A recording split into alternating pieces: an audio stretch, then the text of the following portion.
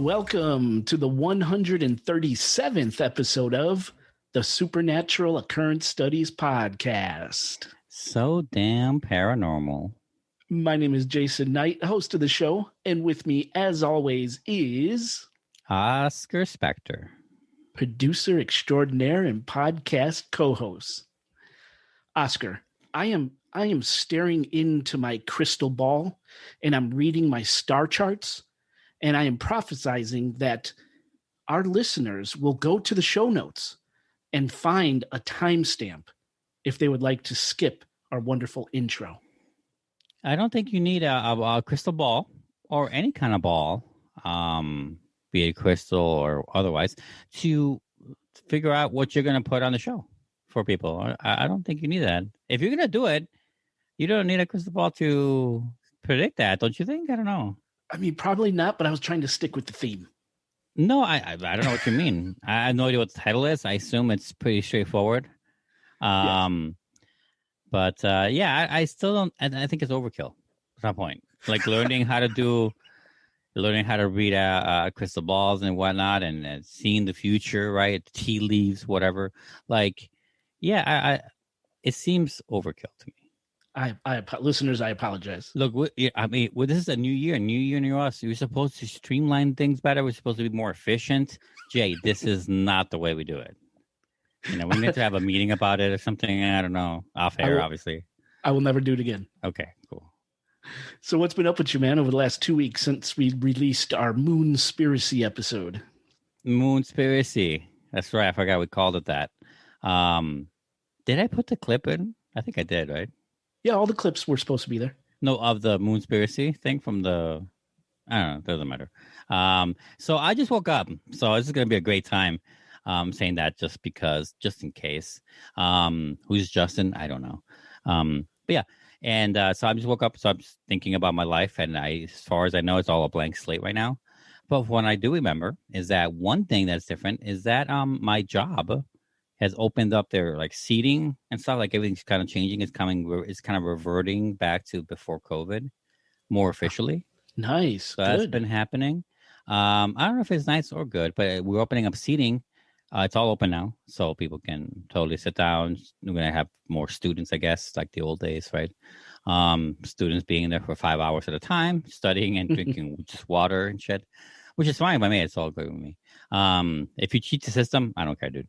So that's been interesting. I don't know if it's been fun, but the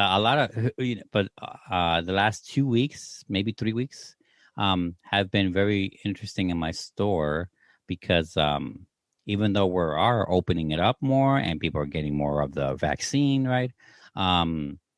We've had like, I don't know, I think like 5 COVID scares, or I want to say 4 maybe. 4 or 5 COVID scares. One person got it. Another person's like family member got things like that, Yeah. And so we've had to like change and modify our hours or pick up the slack for other people that can't work for 10 days, 2 weeks, a week here, whatever. And so I've been working a lot more lately. It's basically my point. Making that change. That's good. Yep. Now with the store opening up to pre-COVID sort of capacity and rules, does that make you nervous? I know you have not been vaccinated yet. Does that make you nervous?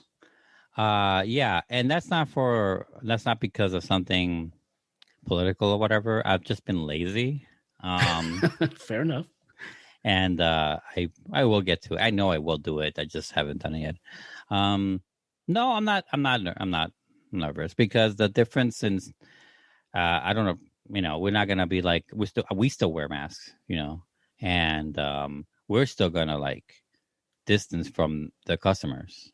I see. And I already did that before COVID anyway. I don't like that. There's hardly any reason for me to ever cross over the counter, so to speak. It rarely happened before all this. Okay. So the fact that it was going to happen again in this one is not 0, but it's still the same. It's like almost 0. So like it's not going to do much for me, I don't think. Gotcha. Changes wise. So no, I'm not worried. No. Well, good. But you've had your second shot though. Oh, yes. I received my second shot this week. Mm-hmm. and it was Pfizer. And everyone told me, like, oh, watch that second shot. It's going to be rough. I'm like, yeah. It's a doozy, right? I was like, yeah, whatever. I can take it. Man, so this just happened within the last couple days here. I felt like shit after I got that second shot. It took about 8 or 9 hours, and all of a sudden it hit me like a ton of bricks. It was like the worst flu I've had, minus the fever. That's the only thing I didn't have was a fever. Every other symptom, including crazy flu dreams, I had it. Flu dreams. Yeah, like when you're really sick or you're feverish, you get those fever dreams. They're just crazy, don't make sense. Yeah. I even got that. And I must have slept a total of 14 hours. Wow. The day after the shot. I had to take off work.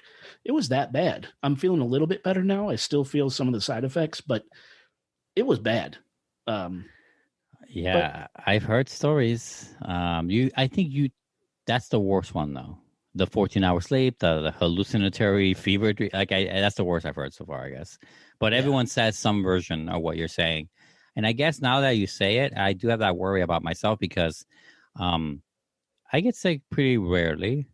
And I cannot think of the last time I was sick, even remotely like you're describing. Yeah. So because it's been so long, I don't know. I have no idea how I'm going to feel about it or deal with it. I don't get sick like that badly, you know? Right. Good. That's a good thing. Yeah, but I mean, it's not good right now. People who get sick like this every year or every flu season or whatever, you know, I'm not saying it's better for them. I'm not saying I would trade places either. I'm just saying they know what to expect. I don't know I don't know how it's going to feel. I forgot how it feels to be like wanting to die and not get up or whatever. So it's gonna be fun when that happens to me. But yeah. Well, you know, hopefully it doesn't. Vaccines do affect everybody differently, so hopefully. Oh, that's true. I know plenty of people who had the Pfizer shot after the second one. They were fine, but for me, for my wife, you know, it brought us down, man. It put us down to the count. So that happened. That was new, and my birthday is this weekend. Yeah, was like a big 5-0, right? No. No, it's the big 5-0. It's halfway mark of your life, right? No, it's 44. Don't add years to me, please. Oh, okay. So that's kind of exciting. I think my wife has something planned. I don't know what she's got going on, but I'm excited. It'll be fun. Oh, well, you think or you know? Actually, have you heard of hints? I've heard hints, but really? I ask for no details. You know, so that's kind of exciting. But other than that, just work. Yeah, nothing too exciting to report. Yeah, I mean, not much for me. Work, yeah, but I just described the work thing, I guess. Let me think. There was something. I feel nope, it's gone. Yeah, no, it's gone. But yeah, it's nothing new for me either. It's been fine. It's like I just been kind of just when I'm not researching whatever or playing with the little gliders and stuff. I've been playing a lot of TV, playing a lot of games lately, so it's been fun. Man, I'm getting ready for that new Resident Evil. I really want to play that. It's because we're horror kind of a show. So Resident Evil, the new one, I really want to play it. It's been out for like a week or so, but man, that looks like fun. Have you seen it? I haven't, and I can't believe they're still making those games. Like, you know, yeah. So crazy. I mean, they are and they aren't. The last new one before this year was 2017. I want to say 2016, and between that time and now, they've been re-releasing some of the older ones. I see. So like for updated graphics, basically updated. Not only that, but they have to update the gameplay too, because a lot of those old PS1, PS2 era games, they were very limiting, right? So they kind of updated them, so to speak. And they also kind of fixed and touched up the story. Whatever mistakes it kind of did, they just made it more modern, right? And they've been a lot of fun. I think the remakes have been more successful than their new stuff, actually. No kidding. Like overwhelmingly. That's my highlight of every year has been the Resident Evil remakes lately. Wow. Over the past few years. But this year is obviously a new release year, and I can't wait to play it. But it's been having some fun here and there. You know, Lex and I just been kind of like just enjoying our time here. Yeah. Very good. Got to enjoy the time. Now, she did ask me a very interesting question about the SOS that I've been forgetting to mention to you, Jay, and that is she was wondering how people can get in contact with us. Oh, that Lexi. Yes, the easiest way to get in touch with the Supernatural Occurrence Studies podcast is by visiting our website, chicagoghostpodcast.com. From chicagoghostpodcast.com, you get to all of our social sites, including Facebook, YouTube, Twitter, Instagram, and of course, Patreon. And in case you didn't know, for just $5 a month, if you join our Patreon, you have access to a library of Patreon-only podcast episodes. These are episodes that'll never appear on this, our public podcast feed. It's our way of saying thank you. Thank you for the support, and thank you for believing in the show. So if you go to the website, click on the Patreon link, it'll take you right to us, or just go to this episode show notes. There'll be a Patreon link right there waiting for you. Go ahead and support your favorite show. We could really use the love. You could also call the podcast by dialing or texting Chicago area code 872-529-0767. That's Chicago area code 872-529-0767. I feel like I cannot keep my mouth shut about it. I know it's early, and normally I would, but like, it's like it's like a fact that and then someone spewing false about it and saying it confidently.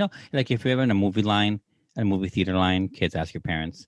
I'm kidding. Movie theaters are still on. Movie theater line or a line for a concert, let's say, or whatever. In life, you're out there in life, and then you hear like someone around you, let's say the guy in front of you, start saying like something 100% that guy's motherfucking wrong about 100%. Yeah.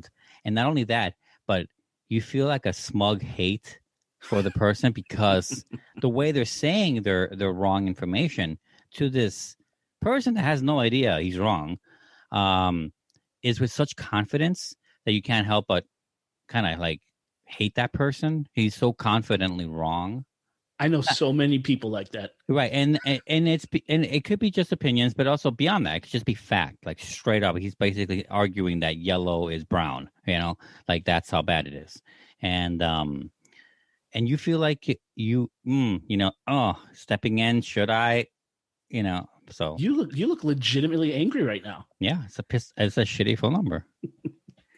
Well, I will try not to spew my vile, venomous lies any longer. Alliteration works for you.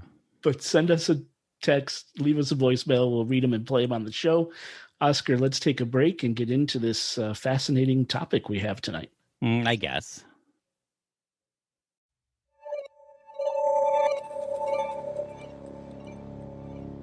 కాలజ్ఞానం సైన్స్కు అందని ఒక అద్భుతమైన విషయం. ఎందుకంటే ఎన్నో సంవత్సరాల ముందే జరగబోయే వాటిని ఊహించి చెప్పటం మనిషి మేధాశక్తికి సాధ్యం కాదు. కానీ అవి చివరకు మనకున్న ఎన్నో సందేహాలను తీర్చే సైన్స్కే అర్థం కాక సైన్స్లోనే కొత్త సందేహాలను కలిగించేలా చేస్తుంది కాలజ్ఞాన రహస్యం. కాలజ్ఞానం అంటే మనకు ముందుగా గుర్తొచ్చేది శ్రీమద్ విరాట్ పోతులూరి బ్రహ్మేంద్ర స్వామి గారు. దాదాపు 400.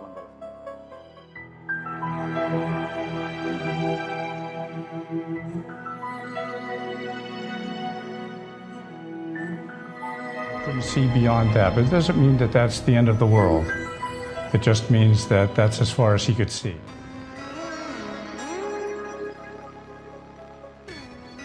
Paris, France, 1555.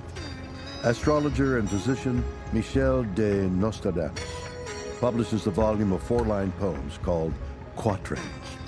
Readers of the time are confused by the author's use. ఆయన చెప్పిన కాలజ్ఞానం ఇప్పటిదాకా జరుగుతూనే ఉంది. శ్రీ పోతులూరి వీరబ్రహ్మేంద్ర స్వామి గురించి చాలా విషయాలు నేను ఒక ఎపిసోడ్లో చెప్పాను. ప్రస్తుతం ఫ్రాన్స్ దేశస్థుడు నాస్ట్రాడమస్ అనే ఆస్ట్రాలజర్ చెప్పిన కాలజ్ఞానం గురించి. Listeners, welcome back to the show. Well, the lights are turned down low, the ceremonial candle is lit, and the drinks are flowing. Let's start this episode. So I'm committing myself to a 2-part on this topic, Oscar. I already started drafting the second episode, but I'm committing to a 2-parter here. A lot of 2-parters. Yeah. Lately on this show, right? Yeah. That just shows how much heavy research we've been doing. Yeah. And I became the topic, of course, is Nostradamus. You can see by the episode title, and I became interested. This is something I've wanted to cover for a very long time. It's a very difficult topic because of the way this guy wrote and when he wrote, but we'll get into that. But I was turned on to Nostradamus when I was very, very young. So a lot of people probably know, or hopefully know, about a movie / documentary, a documentary style movie that came out in 1981. It's called The Man Who Saw Tomorrow. Have you ever heard of this? No. I'm going to look it up and try to save it in somewhere. Yeah, I rewatched it. It doesn't hold up. It's pretty bad. Oh, really? But, maybe I won't see it. No, I mean, if you're interested in this topic, definitely check out The Man Who Saw Tomorrow. It was actually narrated by Orson Welles. Oh, wow. That's so interesting. I was just talking about Orson Welles with someone the other day. Oh, really? He had a really weird career. Yeah. Yeah, and apparently he hated having done this movie. He hated it a lot. He had a lot of regrets after Citizen Kane. Yeah, and of course, anyone who doesn't know Orson Welles, he's the one that did that 1938 radio broadcast, War of the Worlds. Yes. Yeah, very famous. Like one of the very first, the first people can think of anyway, like fake news broadcasts. Like no one had thought of that before. Like no one had ever considered that what's on the news could be lies. Well said. Exactly. Because that story he told. Troll. That's what he was. He was a troll. He was yeah. a troll, yeah. I mean, literally threw the country into a panic, like into riots. They thought aliens were coming to invade. For real. They really thought this guy's. Yeah. Yes. So this is the guy who narrates The Man Who Saw Tomorrow. And I remember seeing it probably in the mid-'80s. It had to be around the mid-'80s. I was really young. And it stuck out to me because he was talking about the three antichrists, and we're going to get into this, right? So The Man Who Saw Tomorrow was all about Nostradamus's predictions about the three antichrists, two that already came and one that's still to come. Okay. And I just remember it scared me so much when I was a kid. So I've kind of been interested in Nostradamus throughout my life. And I've read a lot of the different works that have been published about his prophecies and things. And I just thought it would make a really cool podcast topic. And I'm not saying what we're going to talk about is true. It's legit. Ultimately, it's going to be up to you. But this is kind of the genesis of where these two episodes are coming from. I've kind of been interested in it for a very, very long time. Okay. Nice. Now, have you heard of Nostradamus yourself? Yeah, of course. It's like it's kind of like when you grow up hearing about I'd say Dracula, something that is staple in a certain field of something. In this case, prophecies or prophets, which is another way of saying like almost like spiritual conspiracies, like conspiracies figured out by communing with the afterlife or the veil or heaven or hell. Kind of feels the same way anyway. I've always known about like Dracula, but like some people out there who've always known what Dracula is. Oh, totally, that old vampire from Transylvania, right? I'd never seen or read a book about it. It's like that. I know nothing. I didn't know about three Christs until right this second when you mentioned that. Oh, the three antichrists. I know nothing about Nostradamus. I know, like, I grew up knowing it, knowing roughly what it is. Prophet, dude, doom, right? Spelling doom. But that's it. Yeah, and I love the way you said he's like a staple when it comes to prophecy, because you're absolutely right. He's probably the most famous, quote unquote, prophet that's out there, period, right? Or seer or fortune teller, future teller, right? I mean, a lot of people, what's that guy from the Mormon? What's his name? They're shit. Fuck me. I'm trying to remember the play Book of Mormon right now as I'm thinking about it. The prophet, their main, because a lot of religions, I'm trying to say, have prophets. Well, wasn't that Brigham Young? Is that his name? I think so. Oh, you caught me off guard in that one. I think it was Brigham Young. That doesn't sound right, but I would trust you. I know nothing, but I know that they have it. I know not we, but like Western, like typically Western heavy religions like Catholicism, yes, Christianity, whatever. They have some prophets. Not that we highlight them that much in ours, but like in Muslim cultures, they highlight theirs, and other cultures too. Like I said, like the Mormons.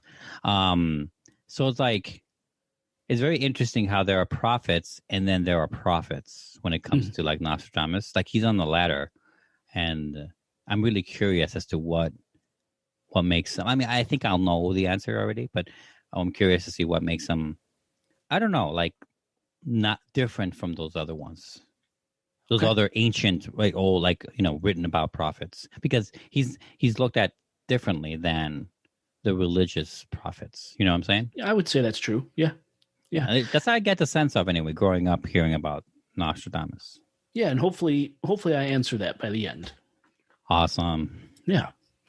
So Michel de Nostradamus, or just the more popular Latinized name Nostradamus, is a name, as you said, Oscar, that's synonymous with doom and gloom, predictions of the future or prophecy. Nostradamus was a 16th century physician and an astrologer, most famous for a book he published in 1555 called Les Prophéties.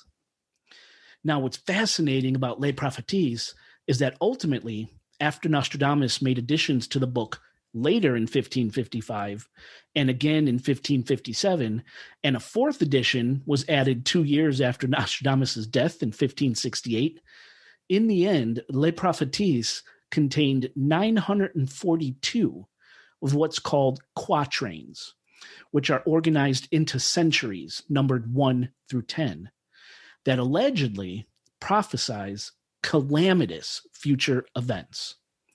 We're talking bloody wars, threats of earthly destruction from above and below, atomic bombs, the assassination of John F. Kennedy, 9/11, the coronavirus, and even the rise of 3 antichrists. Mm-hmm.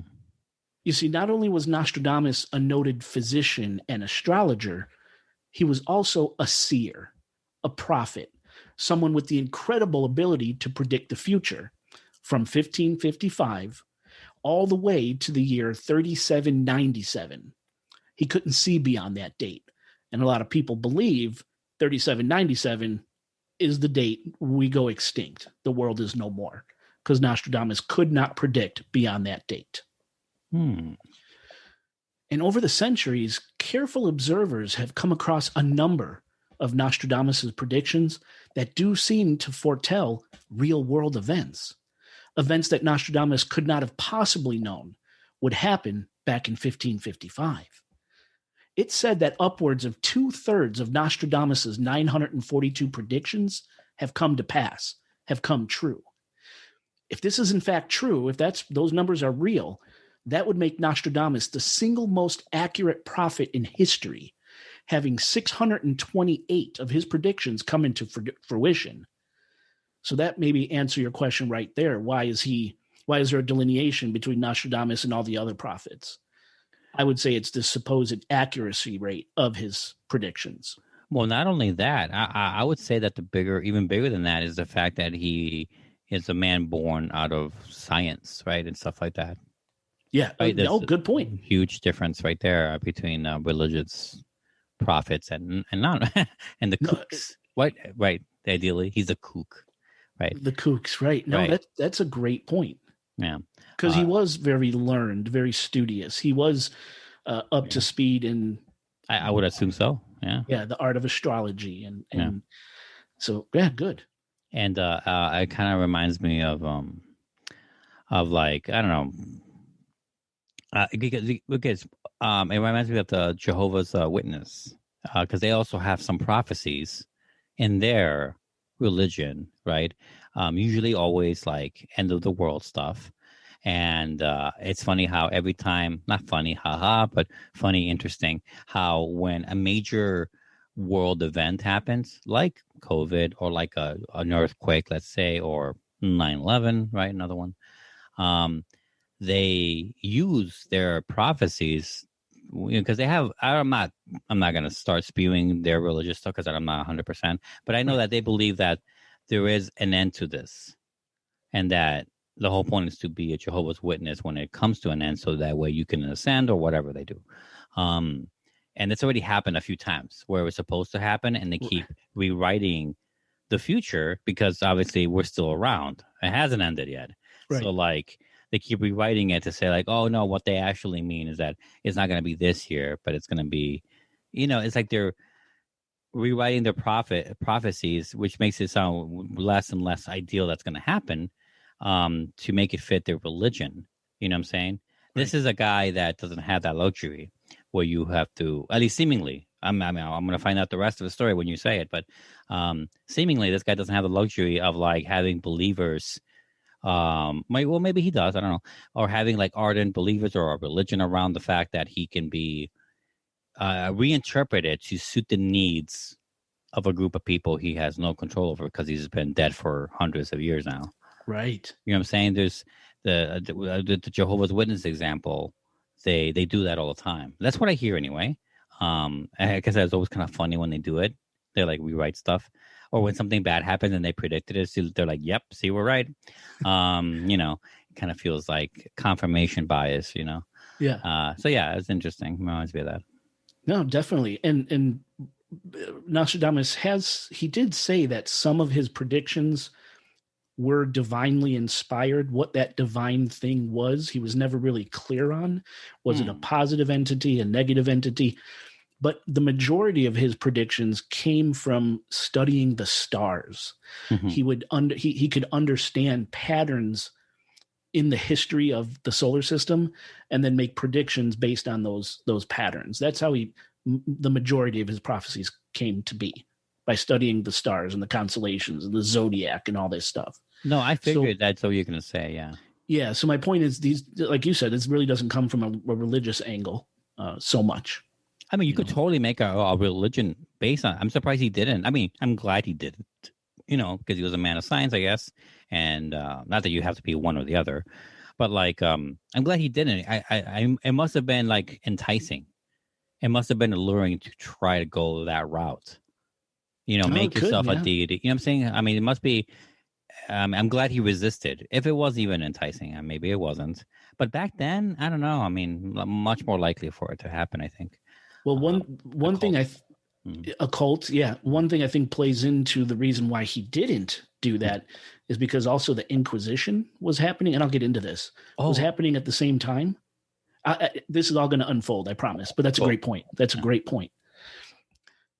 So where I left off, so we have 628 of his predictions supposedly coming true, which also means that we have yet to experience the remaining 1/3 of Nostradamus's predictions. And it's a terrifying thought if you choose to believe everything we're about to cover. Okay. Yes. Now, something to keep in mind here. Les Prophéties, his book, the original text was written in French, Greek, Latin, and Occitan, a Romance language spoken in France, Italy, and Spain during Nostradamus's time. Wait. The French had their own romantic language? French is the romance language, isn't it? It's a romance language. No, It's the number one, bro. I mean, it's like by far everyone considers that to be it. Well, they had their own other language? There's a group of romance languages, which include French, Italian. I think Portuguese is another one. No, I'm sure. Yeah, I didn't know there was one I had never heard of before. They're a group. Mind blowing me right now. So. Yeah, it's a group of languages called the Romance languages. So he wrote in these languages, and his prophecies also contained anagrams and both mythological and astrological references. Okay, which when all combined, the multiple languages, the anagrams, mythological and astrological references, when you combine them, that makes translating and comprehending Les Prophéties extremely difficult, okay? Scholars believe Nostradamus used these three techniques to avoid persecution during the Holy Inquisition, because what he was doing with his quatrains was predicting the future, something the Holy Inquisition would have seen as heresy, and Nostradamus could have been killed for it. Now, this is all fine and good for Nostradamus, save your ass by coding your messages while still getting the message out. Mm-hmm. But for translators, And especially for us today, trying to understand his predictions and kind of make a determination as to whether or not Nostradamus really was a bona fide prophet makes it incredibly difficult. Nostradamus's writing techniques likely resulted in his prophecies being poorly translated, taken from a text that was purposely written to be confusing. So we got to keep this in mind when we discuss some of Nostradamus's quote unquote real predictions, okay? But before we get into some of Nostradamus's predictions, his quatrains, I want to talk about quatrain as a writing style, just so you're aware. Now, a quatrain could be a stanza within a poem that consists of 4 lines and that often, but not always, contains a rhyming scheme. Or a quatrain could be a full poem, again, containing 4 lines and usually a rhyming scheme. For example, here's a quatrain by Edna St. Vincent Millay called First Fig. Quote, right? My candle burns at both ends. It will not last the night. But ah, my foe, and oh, my friends, it gives a lovely light. End quote. Nice. See, yeah, nice, simple, 4 lines and a rhyme scheme. Now, here's another example of a 1 quatrain poem. And this one I'm sure you heard of before. Roses are red, violets are blue, sugar is sweet, and so are you, right? So again, quatrains are these short, meaningful poems, or they're stanzas or a section within a larger poem, arranged in 4 lines that usually contain some sort of rhyme scheme. And I don't know how they make this shit up. I know. Yeah, no. Who decides? It's so weird. Definitely not a poet over here. No, me either. I know very little about that world. Very little.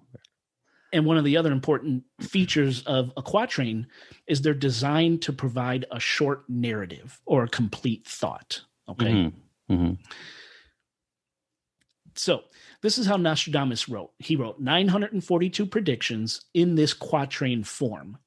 And these prophetic quatrains are broken down into centuries, like I said, century 1 through 10, which is why Nostradamus's predictions are simply referred to as century 1, quatrain 10, or century 8, quatrain 77, or century 10, quatrain 99.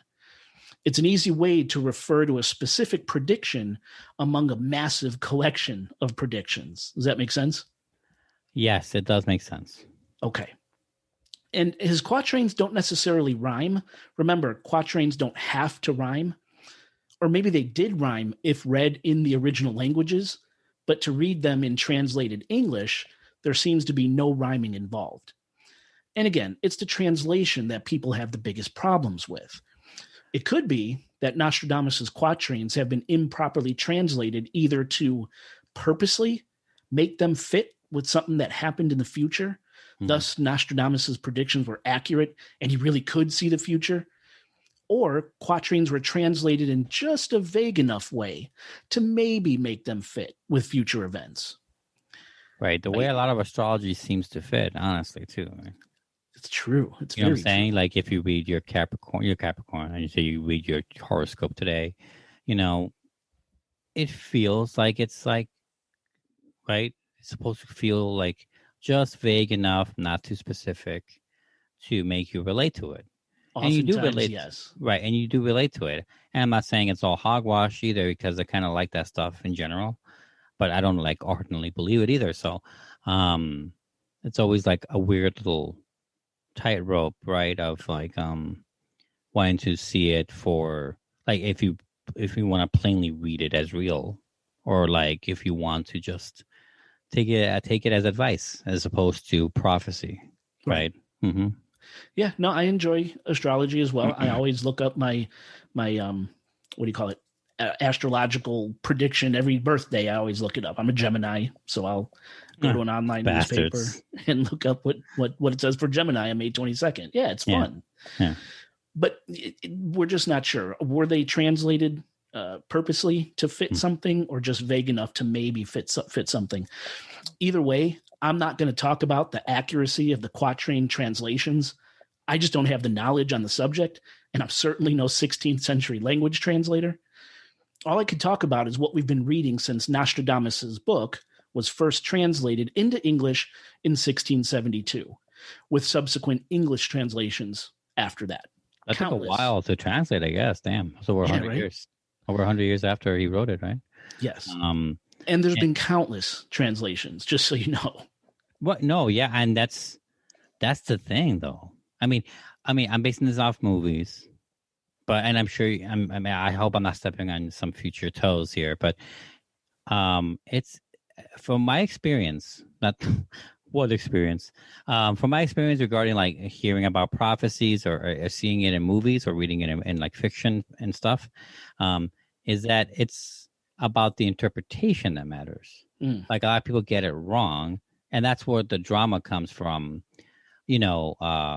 Movies and shows that deal with it, even if it's just fantasy based or if it's reality based.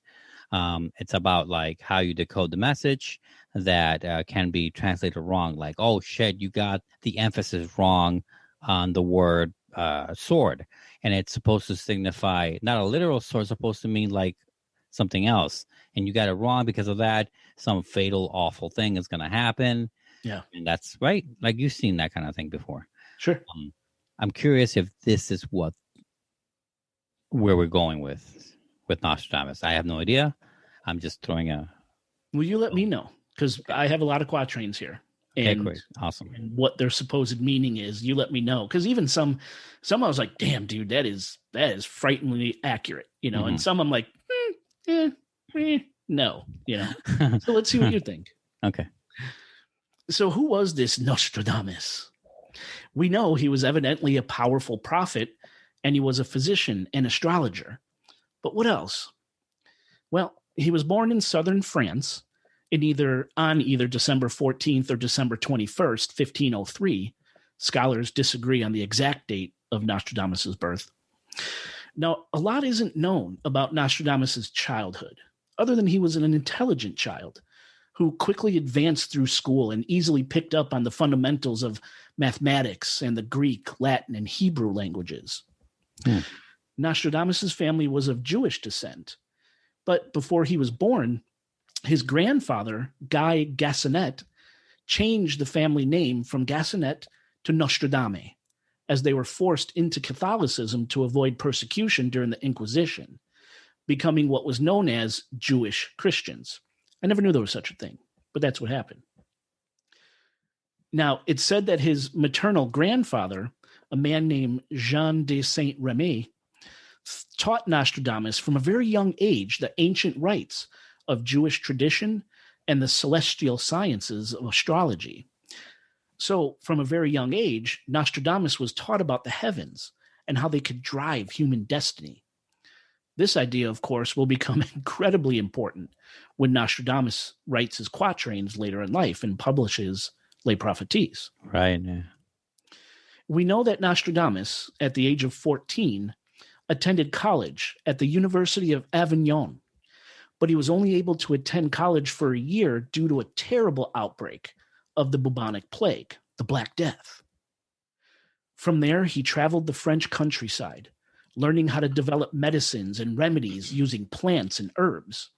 And he became an apothecary, kind of like a modern-day pharmacist, only using a mishmash of plants and herbs. Now, in some circles, apothecary is equated to witchcraft. And maybe that's what happened in 1522, when, upon entering the University of Montpellier, a Catholic university, to complete his doctorate, Nostradamus was quickly expelled when word about his job as an apothecary got out.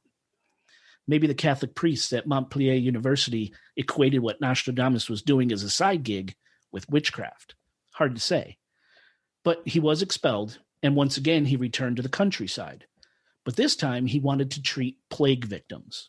And apparently he was really good at it too. While his contemporaries were busy treating plague victims with rudimentary methods like bloodletting or wrapping people in garlic-soaked robes, Nostradamus practiced and perfected more holistic methods of treatment, like bodily hygiene, fresh air, low-fat diets, and removing dead plague victims from the streets to avoid further spread of the wicked disease to healthy populations.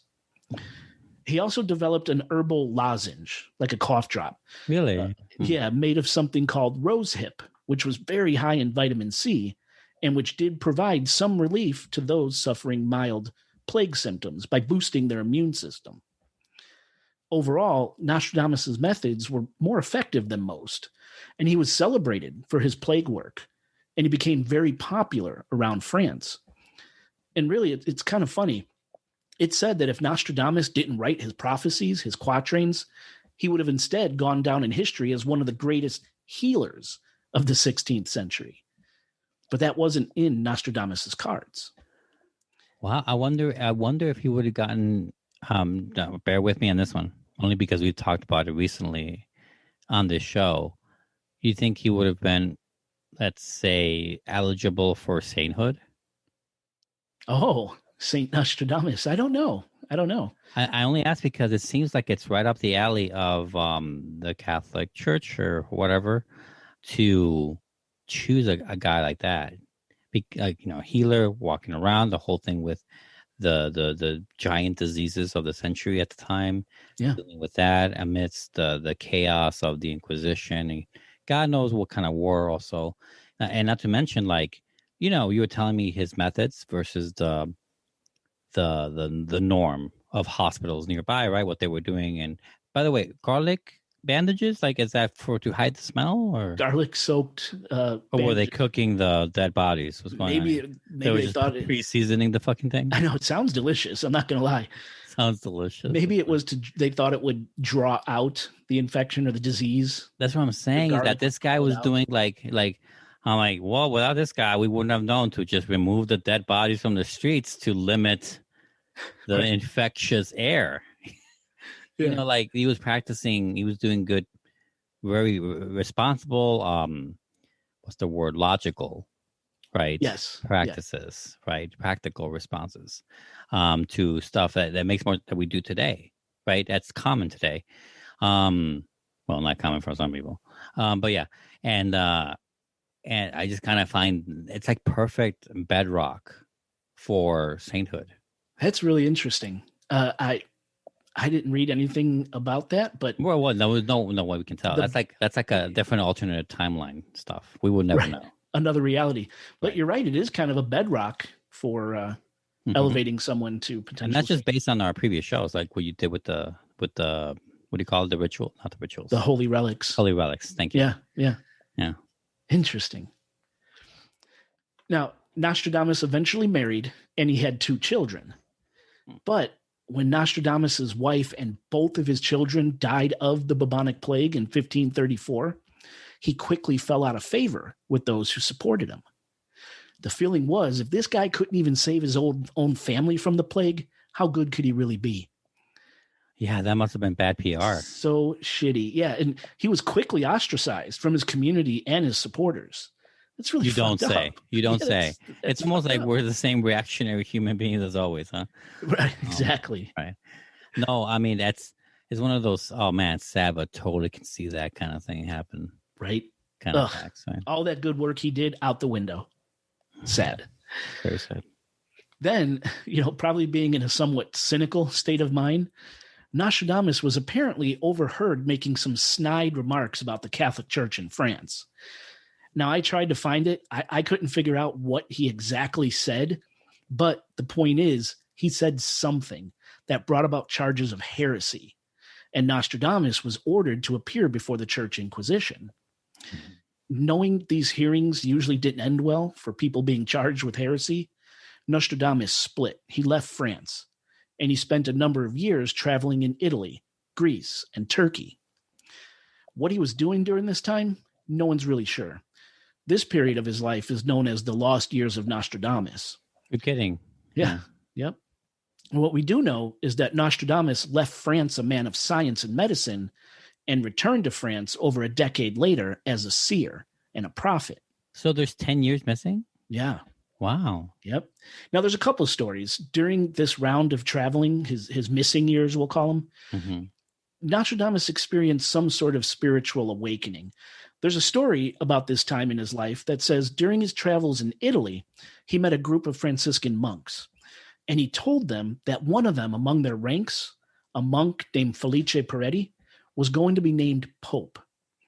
And sure enough, in 1585, Felice Peretti was ordained Pope Sixtus V. Such a fucking cool name. That's kind of a cool name, yeah. Sixtus V, thus fulfilling Nostradamus' prophecy. Now, you got to note that Nostradamus died in July of 1566, almost 20 years before Felice Peretti's prophecy came true. Now, in another prophecy made in 1558, so during Nostradamus' lifetime, he famously predicted the death of France's King Henry II.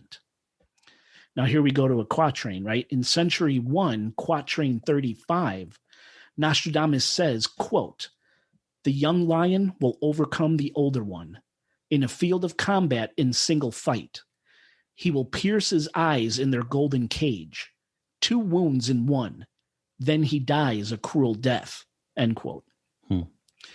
Now, it turns out Henry II, when he was 40 years old, which is quite old in those days, was fatally injured by a much younger member of his own Scots Guard during a jousting tournament by a man named Gabriel de Lorge, also known as the Count of Montgomery. The Count of Montgomery's lance pierced Henry II's helmet, sending a long shard of wood through Henry's eye and into his brain, and he died a short while later on July 10th, 1559. So to recap, a year earlier, Nostradamus predicted that an old lion, King Henry II, would be killed by a younger lion, the Count of Montgomery, on a field of combat in a singular fight, the jousting field while jousting, where the old lion would receive 2 wounds in one, the shard of wood through the eye and into the brain, through a golden cage, or King Henry's helmet. King Henry then died a short while later, some say, from sepsis, the body's extreme reaction to an infection. Yes. Which is definitely a cruel death. So our boy Nostradamus couldn't have been more accurate with his prediction. Now, this single, frighteningly accurate prediction is what launched Nostradamus into future-telling stardom in 16th century France. Makes sense. Now, yeah. Now, again, you have to understand what Nostradamus was doing with his prophecies, his quatrains. That was dangerous stuff. It was incredibly dangerous to either call yourself a prophet or be seen as a prophet in medieval France. The Catholic Church didn't like that shit. No. After all, it was only the Catholic Church that could define prophets. And once again, this is why Nostradamus wrote his quatrains under what he called a thin veil, the different languages, the symbolism, anagrams. And he claimed that people with mild intelligence should be able to comprehend what he was trying to say. Oh man, that's like that's one of those things. Like it's like well, you see that nowadays a lot more on Facebook. But yeah, you see those like logic puzzles or whatever. Like 5-year-olds can solve this. Like kind of almost like negging you to do it. Yes. Or like it feels like if you can't do it, you're pretty fucking stupid. It's like a pre-planned passive aggressive attack or something. It's very I both I don't like them in real life, but that's really funny that you said that happened. Yeah, thin veil that anyone with mild intelligence should be able to get. Right.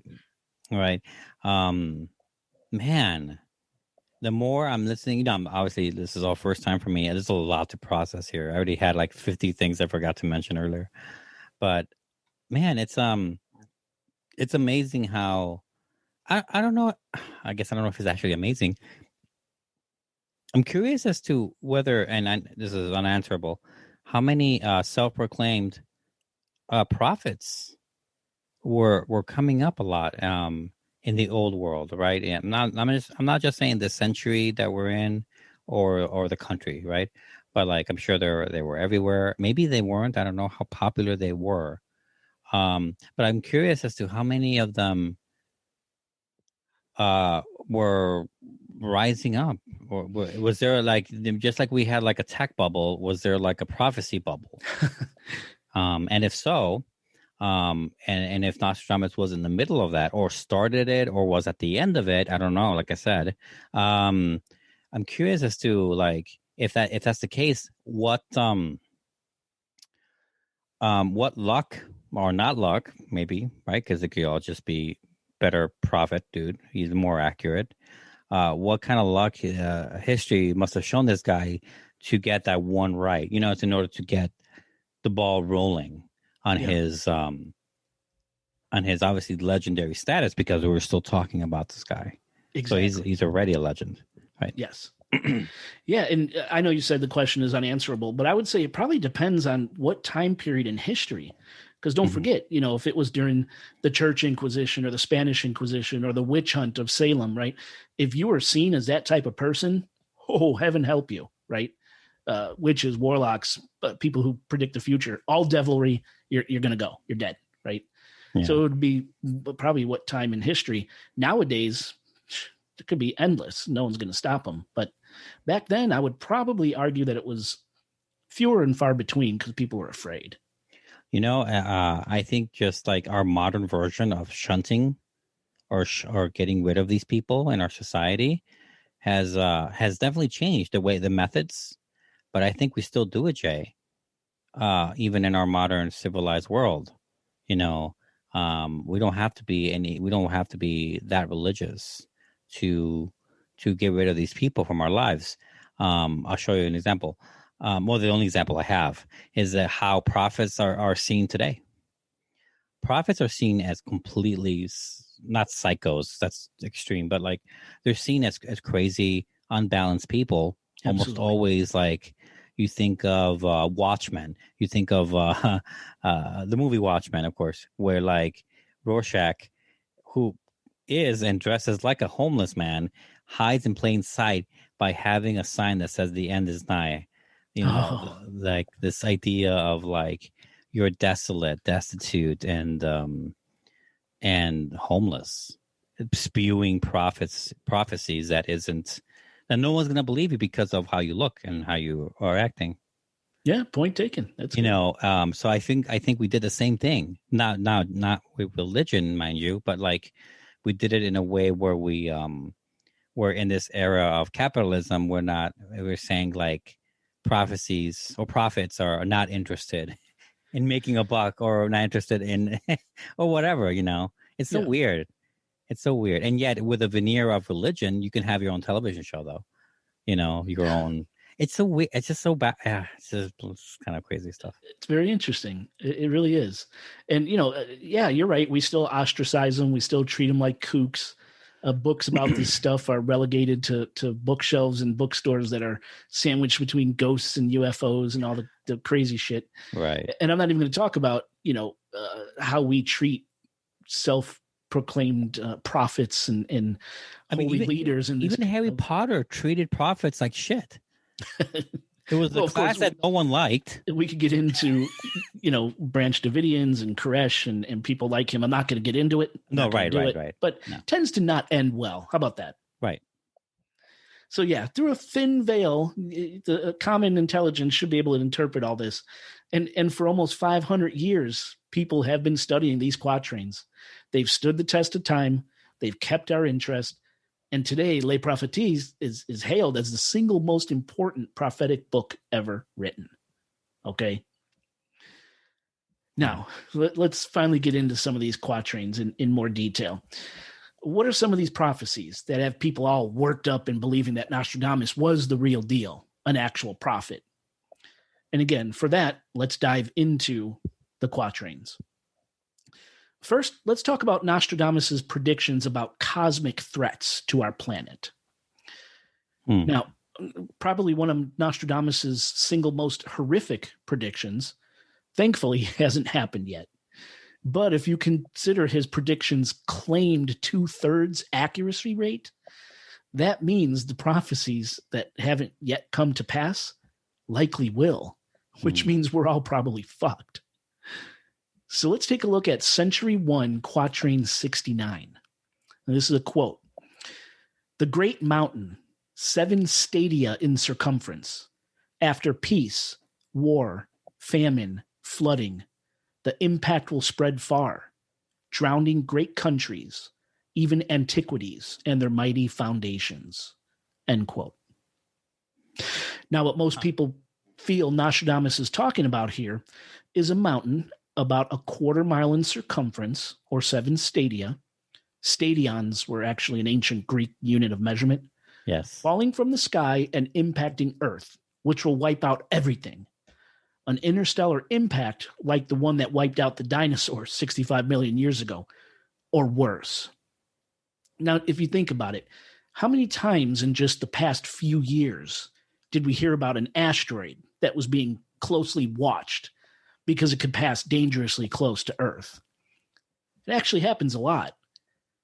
As recently as May 2012, NASA announced that 4,700 potentially hazardous asteroids that could pose a threat to our planet in the future are out there right now. 4,700. And these are the ones we know about. Who knows how many planet-destroying asteroids are out there somewhere in the solar system, gradually making their way towards Earth. And what's really scary is that we typically don't see these potentially life-threatening asteroids until they're close to our sun, and they get all heated up and they start glowing. That's when we see them. And by then, they're usually in our orbit. And then scientists have to make a very quick determination whether or not these asteroids are likely to impact Earth. It's some scary shit. Yeah, we don't get much in advance. No, Right. no. So are one of these 4,700 objects what Nostradamus is referring to? This mountain falling from the sky. They didn't call them asteroids back then. Could this mountain... I'm sorry, go ahead. No, I was going to give my own prediction on it, but you... Yeah. Well, could this mountain possibly be the star Wormwood, predicted in the book of Genesis? To quote Revelations chapter 8, verses 10 to 11, the third angel blew his trumpet, and a great star fell from heaven, blazing like a torch, and it fell on a third of the rivers and on the springs of water. The name of the star is Wormwood. A third of the waters became wormwood, and many people died from the star because it had been made bitter. And many people had died from the water because it had been made bitter, end quote. I think it sounds eerily similar to Nostradamus' prediction. My thing, not quite so. Not. I wasn't thinking comet. When you read it, it seemed like to me, eerily like global warming. Oh, we're gonna get into that. That's. I mean, that's what that about that what do you call it again? The quatrain. Quatrain. Thank you. That quatrain is felt and sounded like climate change, like global warming stuff. So see, case in point, how one group of people interpret it, what you get out of it, what I get out of it, because to me, it sounds like something physically falling from the heavens. But that just goes to show you. It could be like a mountaintop, like Mount Everest. Like all that cold, it melts down, and that could be the mountain coming down, and like all the water rising levels and destroying all all of Europe, probably, which is a lot of kingdoms right there. I think of all the islands like Australia, like all these countries gone. Very, very good. Very interesting. Mm-hmm. Yeah. Now, Nostradamus doesn't only predict the end of our world coming from the heavens, he also predicts that something boiling below the Earth's surface will bring about our destruction in a storm of fire and ash. We're talking about a supervolcano. We have at least 2 mentions in the quatrains of a possible supervolcano, or a series of ramped-up volcanic activity, wiping out a good chunk of civilization. Century 1, quatrain 87, quote, earth-shaking fire of Neptune from the center of the earth will cause the towers around the new city to shake. 2 great rocks will war for a long time, when Arethusa will cover a new river red, end quote. Now, here, Arethusa in Greek mythology is a nymph who was turned into a spring. She was turned into a body of water. So Nostradamus is saying that this water nymph, Arethusa, will color a river red, interpreted as lava. Okay. And of course, earth-shaking fire coming from the center of the earth, a quote from the quatrain, is a volcanic explosion. This is how it's interpreted. And he even gives us a clue as to where this eruption will happen. The new city, interpreted, of course, as New York City. And as far as the part of the quatrain that talks about 2 great rocks warring for a long time, that's typically interpreted as 2 great countries warring for a long time, possibly the U.S. and the Soviet Union, which might mean that after a long-standing war between the U.S. and Russia, a supervolcano or some type of volcanic activity will wipe out New York City. And then there's Century 6, Quatrain 7, which says, quote, "At 45 degrees, the sky will burn, fire to approach the new city. In an instant, a great scattered flame will leap up." I mean, this is scary, end quote. And this is scary stuff. And again, we see this phrase, the new city, the new world, referring to the United States. And what new city in the new world? Again, New York. That's how it's interpreted. Now, the 45 degrees, the sky will burn, quote from the Quatrain. I looked it up, and New York is at 40 degrees north latitude. So if he is, in fact, referring to New York, he's off by 5 degrees. But do we give him some leeway? Because this is from 1555, 16th century France. Could he be off a little bit and still be accurate? I don't know. But that's where New York is, 40 degrees north. Interesting. Wow. And again, we get this image of fire leaping up. This has to refer to volcanic activity, don't you think? Now, we don't know if New York, like I said, is what Nostradamus was referring to with the new city phrase, but it makes sense that this devastating volcanic activity could happen right here in the United States. All we have to do is look to Yellowstone National Park in Wyoming, Idaho, and Montana, and the largest, most active supervolcano in the world, which is located at Yellowstone. I'm talking about the popular Yellowstone tourist attraction, Old Faithful. Now, when you see pictures and video of Old Faithful spewing steam and hot water, or the hot springs and the mud pots at Yellowstone, yeah, they're great photo opportunities and selfie opportunities, but you're actually witnessing surface activity caused by immense supervolcanic activity and magma just a few miles below the surface, known as the Yellowstone caldera, which is believed to have last erupted 630,000 years ago. Wow. It's said that if the supervolcano at Yellowstone erupted, it would bury an area as big as the entire state of Texas under 5 feet of ash. It would kill countless people and would have the potential to engulf a good portion of the planet in fire. And the resulting cloud of fallout would be similar to nuclear winter, blocking the sun, changing the weather, poisonous to breathe, ending food and crops. In a word, if the Yellowstone supervolcano erupts, and geologists say it's only a matter of time, not if, but when, it would literally be the end of the world as we know it. You're kidding. No. And yes, geologists predict that the fallout would reach New York, just blanket it in ash. So there's Nostradamus's new city tie-in, right? I mean, just think about what Mount Vesuvius did to Pompeii and Herculaneum and multiply that by 1,000. Right. Yeah. I mean, because super is in the volcano. Right. It's kind of in the word. Have you ever seen 2012, that not very good movie? I watch all those disaster movies. I love them. Yeah, I like watching them. I definitely don't love them, but I have like a thing about them. Like I kind of like watching the world's go. I kind of like watching all that destruction that's uncontrolled.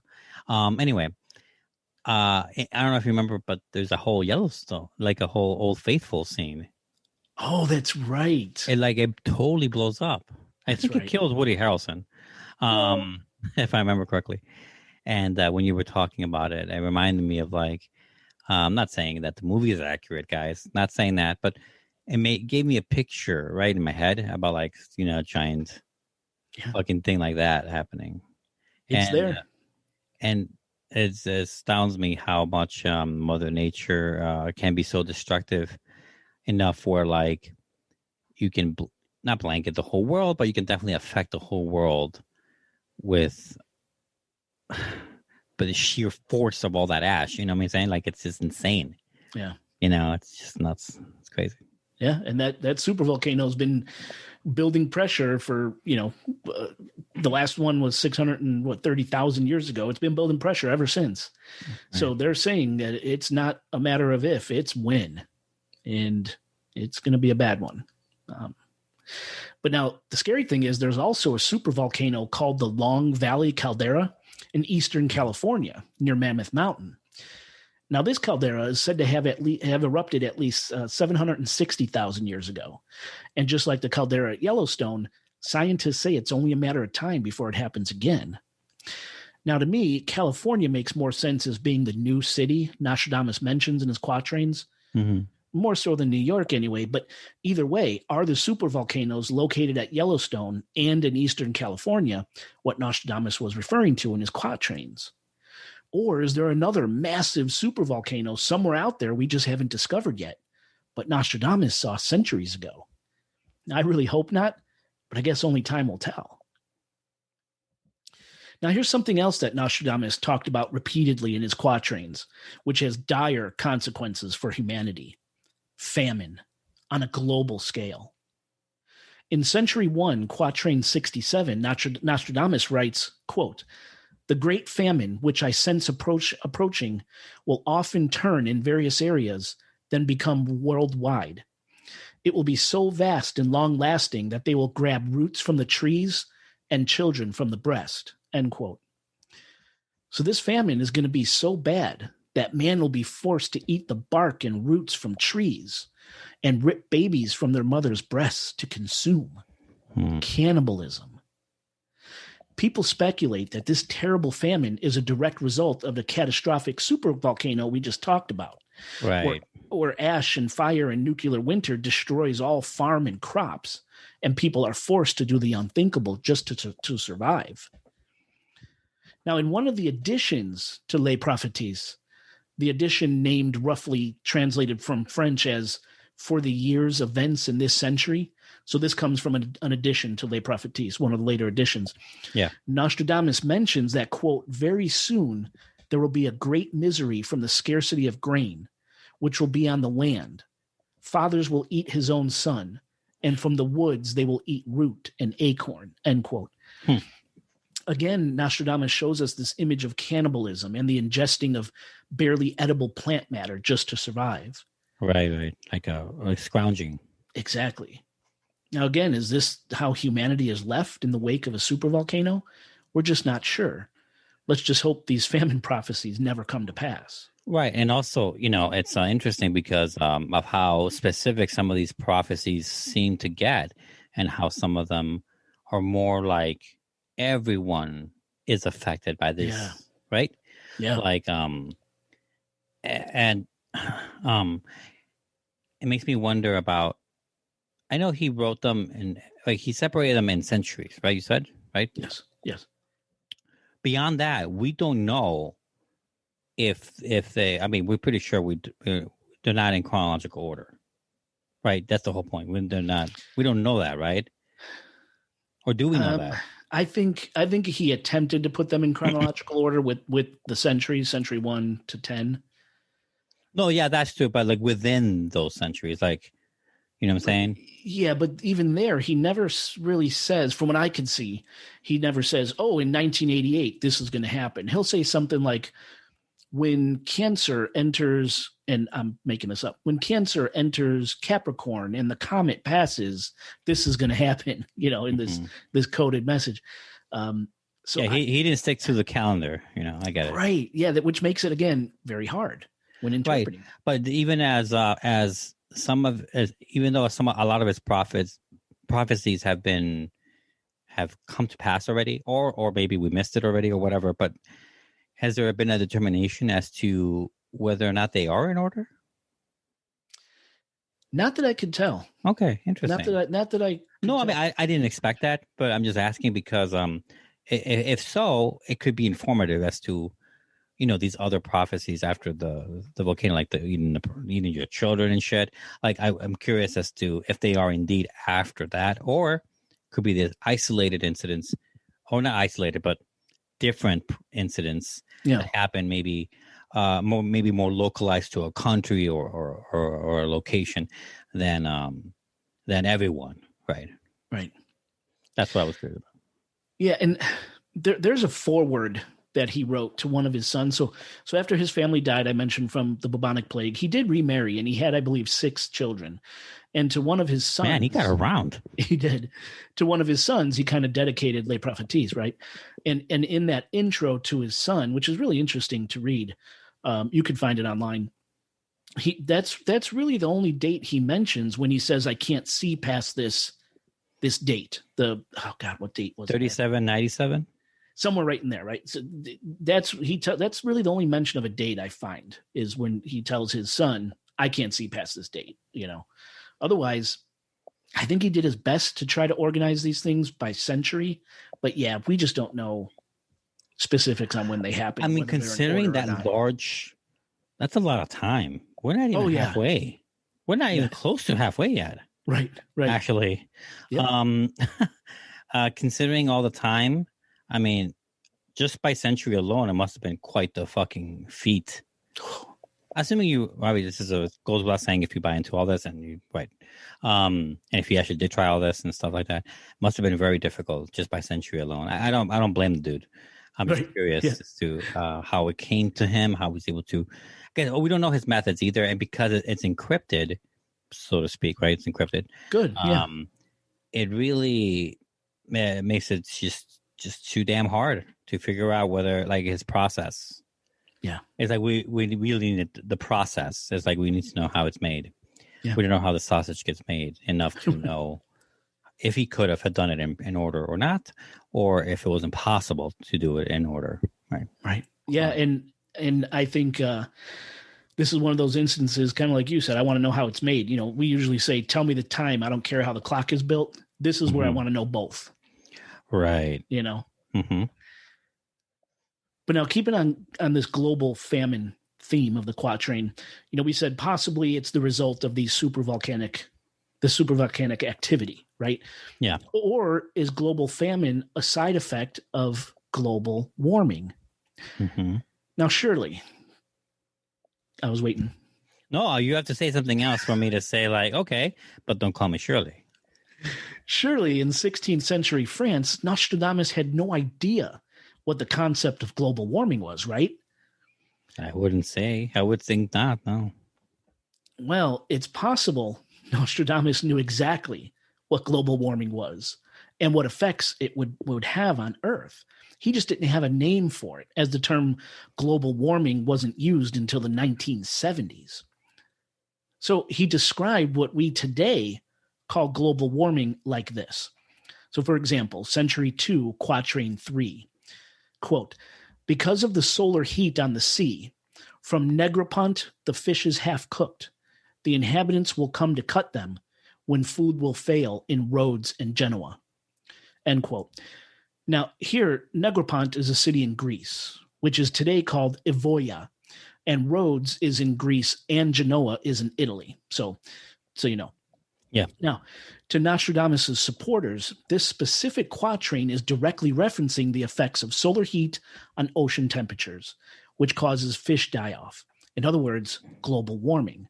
What people argue we're experiencing literally as we speak.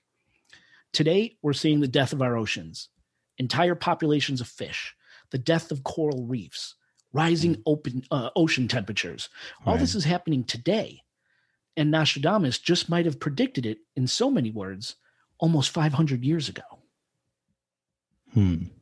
Yeah. I can see how people are left there. Yeah, for sure. Now, something else that goes hand in hand with global warming is crazy weather patterns. What if I told you that Nostradamus in the 16th century predicted Hurricane Katrina? In century 9... I would say you're crazy. Sorry. I don't buy that bullshit. In Century 9, Quatrain 48, Nostradamus says, quote, the great city of the maritime ocean, surrounded by a swamp of crystal, in the winter solstice and the spring, it will be tried by frightful wind, end quote. Wow. What's the crystallization thing, you think? I'm glad you asked. Now, this prediction is thought to represent New Orleans... No, not meth. Yeah, sorry. This prediction is thought to represent New Orleans, Louisiana, a city surrounded by a crystal swamp, where crystal represents the nighttime city lights of downtown New Orleans. Oh, and okay. Of course, okay, cool. Okay. And of course, New Orleans is surrounded by swamplands. Oh, yeah. That much I knew. Now, there's another quatrain, Century 1, Quatrain 20, which says, quote, the city of Tours, Orleans, Blois, Angers, Reims and Nantes are troubled by sudden change. Tents will be pitched by people of foreign tongues, rivers, darts at Rennes, shaking of land and sea, end quote. And I'm really sorry if I pronounced some of those city names, but here Nostradamus calls out New Orleans by name, the city of Orleans. And the tents pitched actually happened after Katrina because people's homes were destroyed. And foreign tongues represent aid from all over the world that poured into New Orleans after Katrina. Okay. Damn. Now, I have a little bit more here and see what you think. And if you think about it, the shaking of the land and sea could be a direct reference to Katrina gaining strength to Category 5 hurricane status as she moved across the ocean, weakening to a still impossibly strong Category 3 when she made landfall in Louisiana and Mississippi on August 29, 2005, with sustained winds of 100 to 140 miles per hour and measuring some 400 miles across.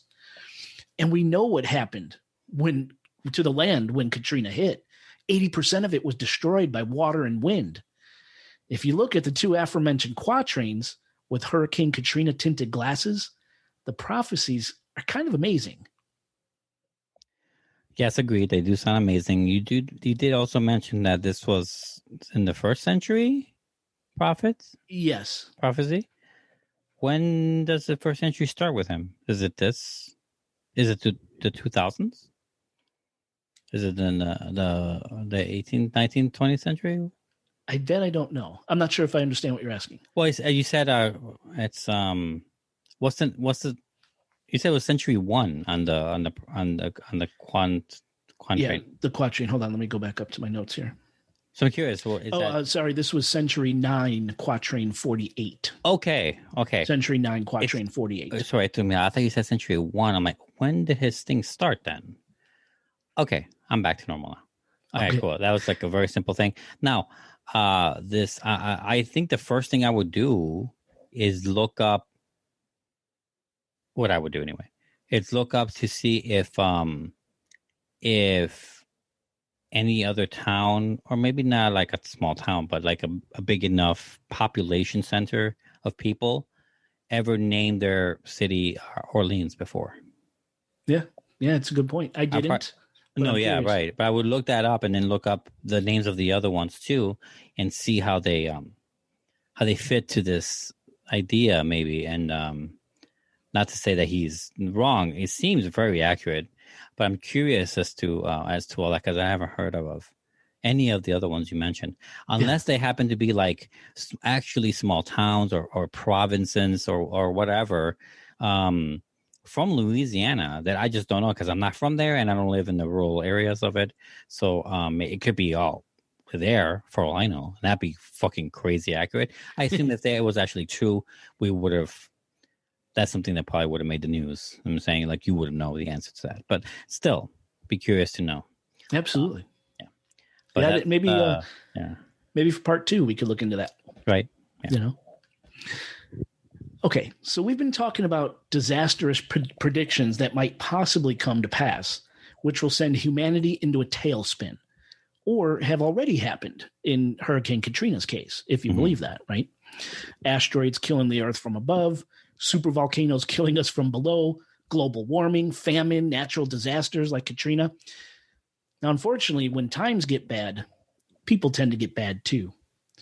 And probably the most studied prophecies that Nostradamus wrote, the most scrutinized, deals with a man who will rise up during all the chaos, spewing the message that everything will be okay if we just follow him. I'm talking about Nostradamus's predictions about the Antichrist.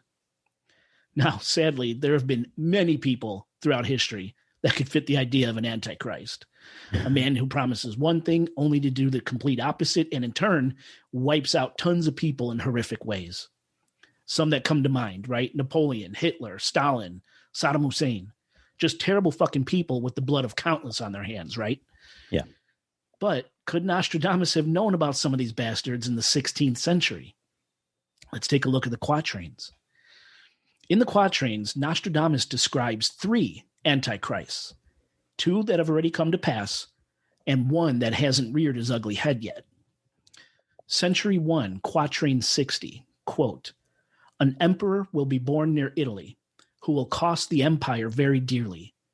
They will say, when they see his allies, that he is less a prince than a butcher," end quote.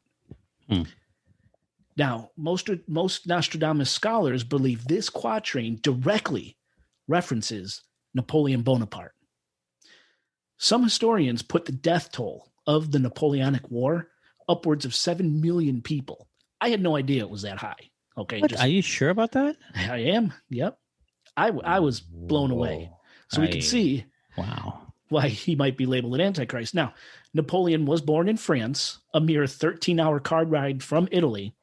He could definitely be described as a butcher who named himself emperor. You could look it up. Napoleon named himself emperor, and he was born near Italy, right? Pretty amazing, this quatrain. Kind of hit all the big points of Napoleon. Now, it's true that Napoleon absolutely wreaked havoc across Europe, but the second Antichrist Nostradamus describes in his quatrains easily outdid Napoleon. Century 3, quatrain 35, quote, "From the very depths of the west of Europe, a young child will be born of poor people, who by his tongue will seduce a great troop. His fame will increase towards the realm of the east," end quote. Now, Oscar, could you guess what asshole this quatrain is referring to? No,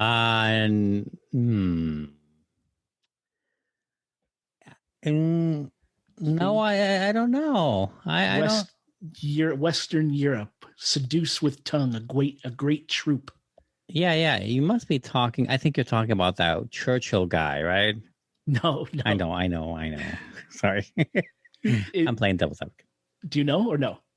I assume it's Hitler. Absolutely. Adolf Hitler. Yes. Yeah, of course. Yeah. Century 9, quatrain 90, quote, "A great captain of Germany will come to deliver through false help to the King of Kings the support of Pannonia, so that his revolt will cause a great flow of blood," end quote. Now, wait, they mentioned, is that from the... That's from the quatrains.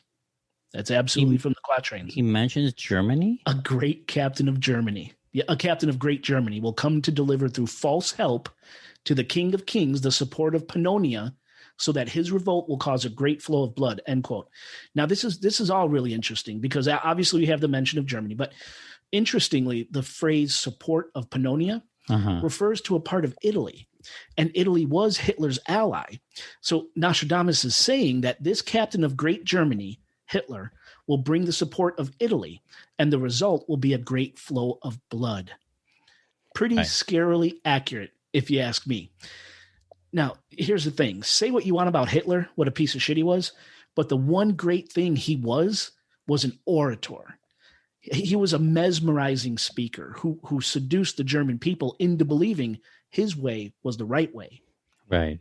Now, when he rose to power in 1933, Hitler was seen as a savior to the German people, but no one had any idea what a great negative impact Hitler would have on the world, right? Mm-hmm. So that's two that he predicted. Now, if you look at it, each Antichrist Nostradamus talks about, Napoleon and Hitler, is sort of progressively worse. They take us one step closer to the end, to the abyss. Napoleon introduced us to modern warfare in these large mass-scale armies. Hitler introduced us to mass murder on a scale never seen before. 50 to 60 million people killed in less than 10 years. He had death squads, concentration camps, famine. The only thing wrong here in the prophecies from Nostradamus here about the second Antichrist is that Hitler wasn't born into a poor family. Remember, the first quatrain I mentioned said he was born into a poor family. Mm-hmm. They were more like middle class, his father being a lifelong Austrian civil servant, a custom agent, and his mother a housewife. But either way, Hitler was born in Austria, which is in Western Europe.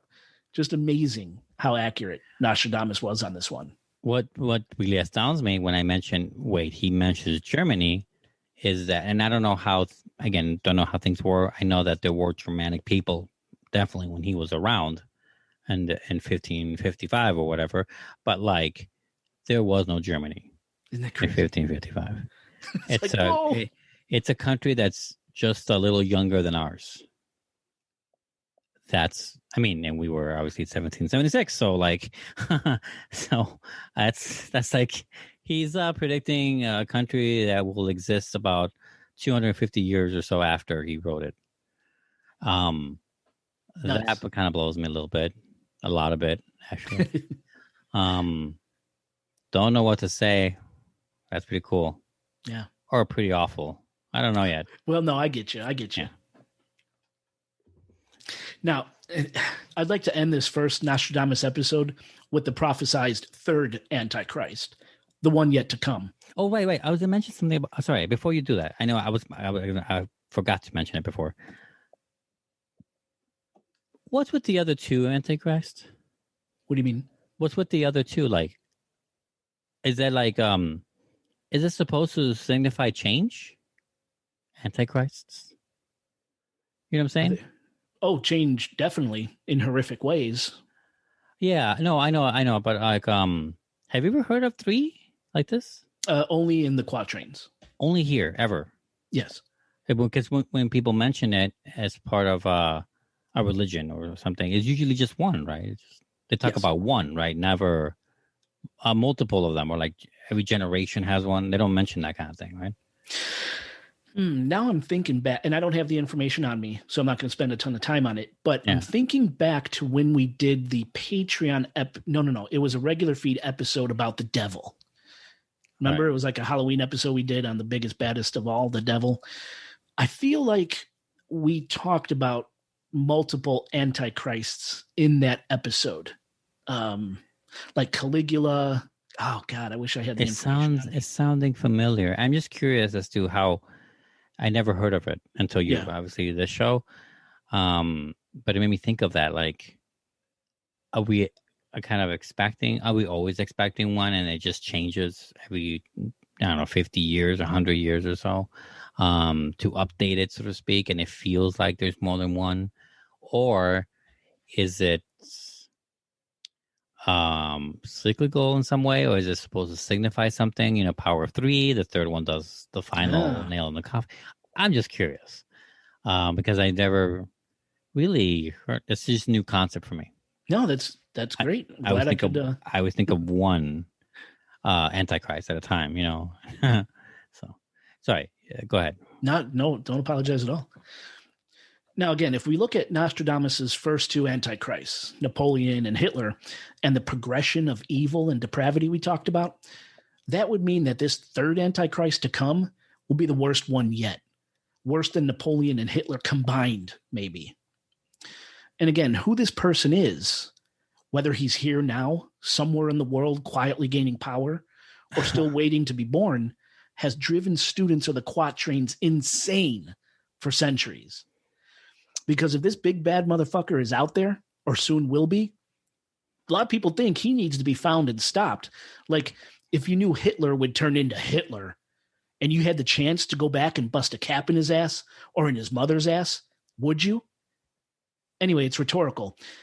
In Century 10, Quatrain 10, Nostradamus gives us a terrifying description of this third Antichrist. Quote, "Stained with murder and enormous adulteries, great enemy of the entire human race, one who will be worse than his grandfathers, uncles, or fathers, in steel, fire, waters, blood, and inhuman," end quote.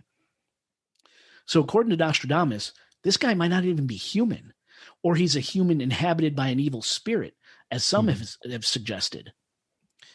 This third Antichrist will once again plunge the world into global crisis, just like his predecessors. We're talking World War III, the worst war yet.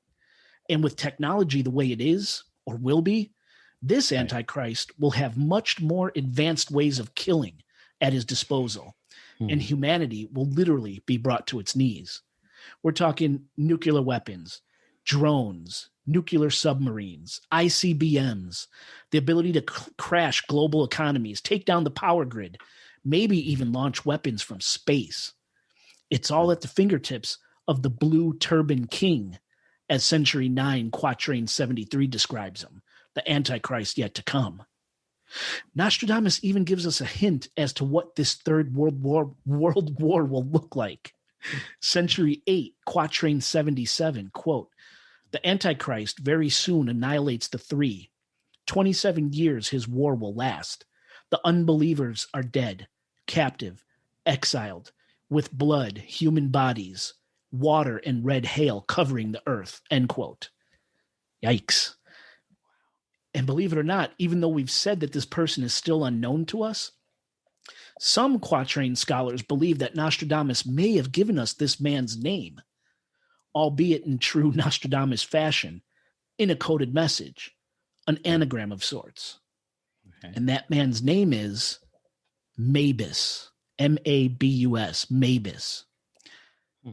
Century 2, quatrain 62, quote, Mabus dies soon, and there happens a dreadful destruction of people and animals.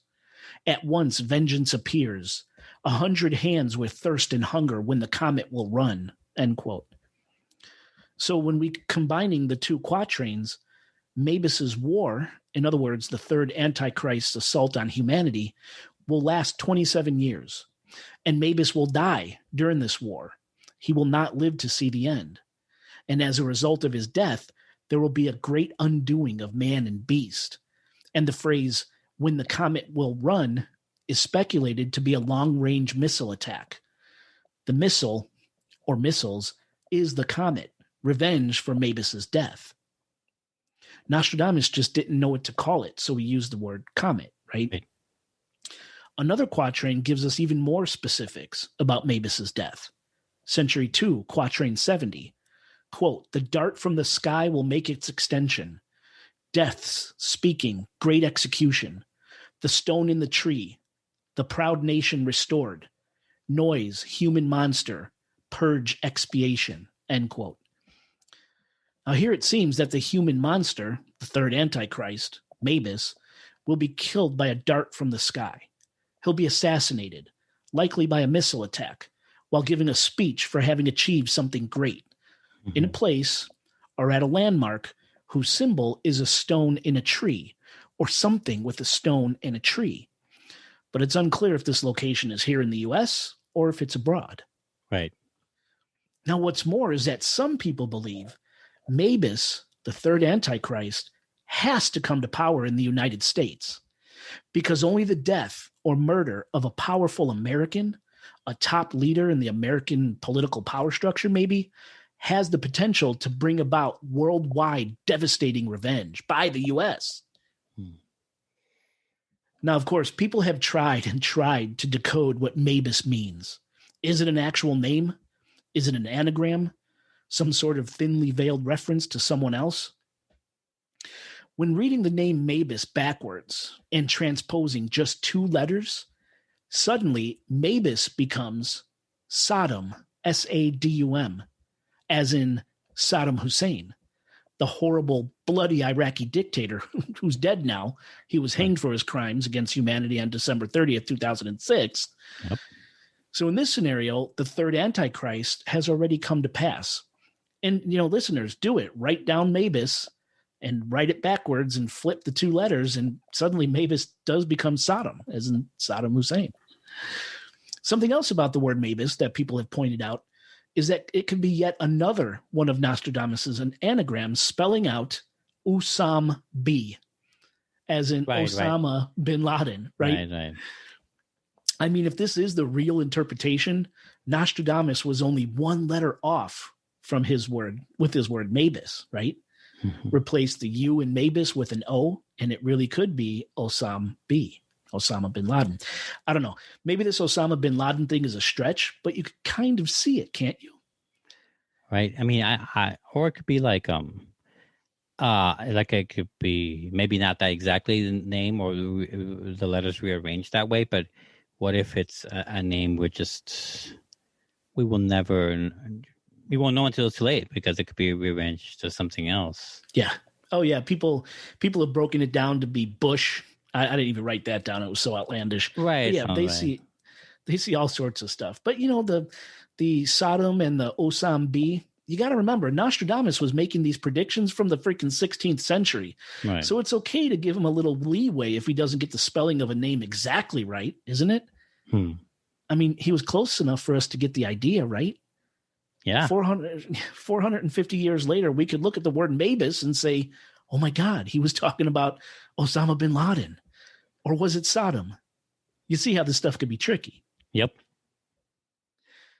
So there you have it. A solid introduction to Nostradamus, the famed prophet of doom, and some of his more interesting, terrifying quatrains. Now tune in to the Supernatural Occurrence Studies podcast in 2 weeks for more on the quatrains. Did Nostradamus predict Donald Trump's presidency? Did he prophesize the 9/11 attacks on New York, John F. Kennedy's assassination, the nuking of Nagasaki and Hiroshima, the coronavirus? We'll let you know. Awesome. What a great intro, actually. I'm curious as to what, obviously, I'm sure a bunch of us are curious as to what part 2 will be and how much more detail it'll be. But obviously, don't ruin it. I want so I have a question about his prophecies. Are they all, most of them seemingly spell a lot of negative? Yeah. So is that all of them? Yeah, for the most part. Now, what makes you think? Okay, and I guess my follow-up question to that would be, do you think he cherry-picked what he thought were the important ones we should watch out for, or do you think that's all he was able to read is negative, destructive forces or whatever? It certainly seems like that was all he was getting, were these flood of horrible images. I don't know if he cherry picked or not. I feel like if it came to him, he wrote it down. And he would. These were all mostly done at night by candlelight. Some stories say he would scry or stare into a black mirror, or stare into a bowl of water, a black bowl full of water at night by candlelight, and these images would just. And also, of course, study the stars and astrology, and these images would just flow in, and he would kind of be in a trance and just transcribing what he was seeing. To answer your question, I don't think he cherry picked. I think he just wrote down whatever he saw in a way that wouldn't get him killed, right, or severely punished. And I mean, the follow up to that is that, because you just mentioned it, the fact that this is encrypted, so to speak, or written in code, whatever. Do you think it's a huge, maybe the hugest component as to what led to this guy's household name today? Because, what do you mean? I'm sorry. Do you think because he had to, because circumstances and his, the Inquisition led him to encrypt or whatever, code his prophecies? Do you think that's, I'm thinking anyway, do you think that it could be the main reason or the only reason why he is so popular today, even? Like, he's been so popular ever since.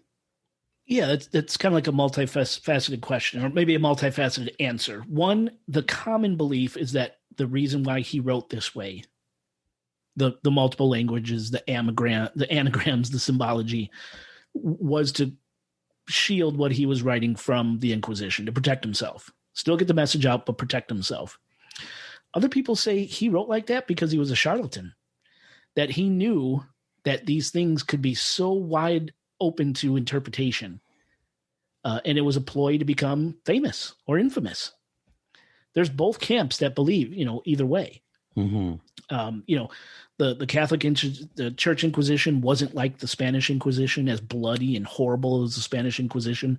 So people say, yeah, no, he didn't do that to protect himself from the church, because the church really wouldn't have done anything. He wrote that way just to be famous. And he knew, he was very creative, brilliant. And he wrote this way to become famous because he knew it could be interpreted 1,000 different ways. The verdict's out on that. Yeah, very good. The other part of your question, what was the other part? Why is he so famous today? Well, I was thinking, so I was going to follow up with that by saying that maybe he's, I was thinking maybe he's so popular because if he'd written everything out like as he got it, written it down, maybe not as factual, but like bullet points, right? Yeah. This is going to happen. This is Cliff next. Notes. Right. instead of the way he did it. Maybe it would have been kind of too boring. Like the idea of like you have to piece it together, you have to solve the riddle. Yeah. It's like a giant crossword puzzle where every answer is a prophecy, right? Instead of a question or whatever, answer to a question. And I definitely think there's an allure to that for people. I think that allure, it might be the chief reason as to why he's still so well talked about today, because a boring bullet pointed thing, obviously, and we suck as humans, we suck at looking things in hindsight or whatever, or in a bigger macro sense. So like, as we're reading it in a book or whatever, we're going to be bored by it. We're not going to say like, oh yeah, we should totally keep an eye on this 300 years from now. Yeah. You know what I'm saying? Like, people will not take it seriously. Maybe his name doesn't get passed down the line, right? From generations to us. Yeah, he made it. He gave it flair. Kept people talking and there's guessing. something about it that, like, the circumstances were perfect. Like, if he wasn't so afraid of being murdered by the church, we may have never heard of this guy. Yeah, it's possible. Right? It kind of seems like it's a part of the whole thing. Like, because if you can't make it too easy on us. Right. Like, we wouldn't trust something that's too easy on us, which is why astrology, like we mentioned earlier about reading our signs and reading our daily horoscopes and stuff, is that the reason why it's still very prominent today is because it works in the vague terms of things. Now, this one's not that at all, but it is a little like that. Nostradamus, I mean, he's a little like that, and he's talking about specific events, but like not an exact date, not exact people, not right. exact, but like enough to get the ball rolling, like horoscope. Right. Yeah, interesting. Maybe. Anyway, I don't know, just a thought. He was an interesting dude, and his writings, if anything, and he fucked a lot. They're fun. He got in there. He really did. Yeah, he got a lot of kids. That guy wanted a line, a succession, so to speak. He really wanted that. That's pretty good intro. I'm really curious as to what the part 2 will be. Me too. That's funny. That is funny. Well, I don't know. I think that's all I got on it. I can't think of any other questions. Kind of me too. I think I'm good. Like, the case rests. Yeah. Tune in and next fortnight, folks, for part 2. Oscar, take us home.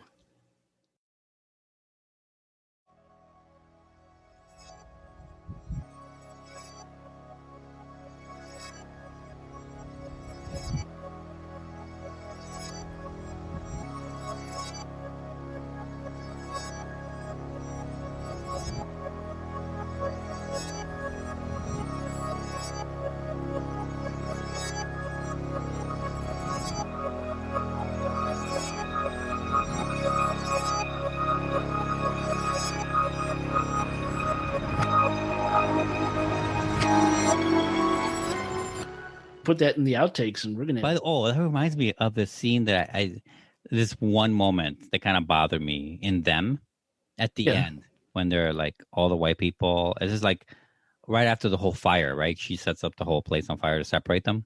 Okay. And then the fire goes down, and it's at the very end, right? And they do these slow motion thing, like a pan or something of the crowd, and one of the white people in it. I mean, I'm not saying he was Italian, but he looked kind of Italian. Okay. And I'm pretty sure there were hardcore racists against him back then. Why is he in that neighborhood? Is he lost? Oh. It felt so weird seeing this one guy that did not look like the right white guy. Huh. Interesting. Yeah. And I'm not saying it bothered me like that, but like I racial awareness in film and television is high right now. It's super high. So like I figured they wouldn't screw that up unless like they needed another body and they asked some guy who works at lighting to, I don't know. Hey, Frankie, you got a minute? Well, the people in the crowd would have been modern day people, though. They would have been, wouldn't they have? Yeah, no, I got it. That was the effect because they put in Allison Pill, right? The crazy next door across the street neighbor. Oh, right? yeah. They got shot and killed by that one dude. Wasn't it great? From True Blood, right? True Blood, yeah. No, I totally I was getting what they were putting down, but I just but like he was wearing also something, I don't know, it just felt weird. He was wearing an Adidas tracksuit. No, he was not. No.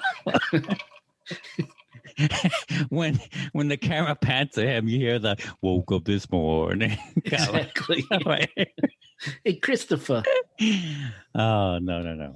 Let's not be that dramatic. No. It's literally Michael Imperioli standing there. What? I can imagine Paulie there, like what the fuck do you want from me? Kind of face that he has. Now I want to watch the entire show again. I've been meaning to because I have the Blu-ray box set somewhere that I got from Luke, so I've been meaning to rewatch it. I'm with you. I would like to watch it all again for sure. I think you would like it better now, actually. Possible. Having not just aged so dramatically, big 5-0. It's a big deal. So dramatically. Asshole. You're surly in the morning. I like nighttime, Oscar. Wait, am I different? No. Okay. No. Because I'm honestly, I think I am surly. I'm trying to hide it. I wasn't sure if I was succeeding or not. No, you're great. What are you kidding me?